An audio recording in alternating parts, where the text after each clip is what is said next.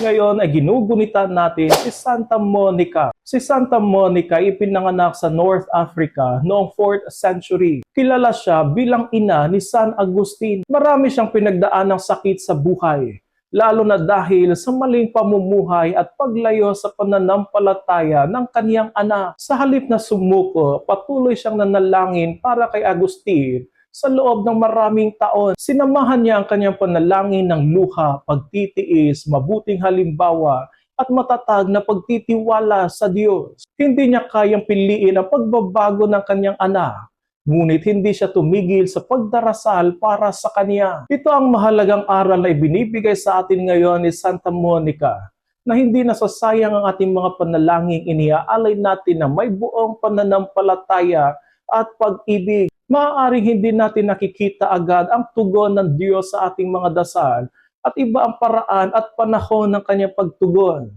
Ngunit hindi ibig sabihin nito na hindi siya kumikilos. Kaya kung may mga anak tayo, asawa, kapatid o kapamilya na nalalayo sa Diyos, huwag natin silang agad sukuan. Idalangin natin sila, mahalin, tiisin, at maging mabuting halimbawa para sa kanila. Minsan, ang pinakamalaking pagmamahal na pwede nating ibigay sa isang tao ay ang hindi natin pagtigil sa pagdarasal para sa kanila. Santa Monica, ipanalangin mo kami at ang aming mga pamilya.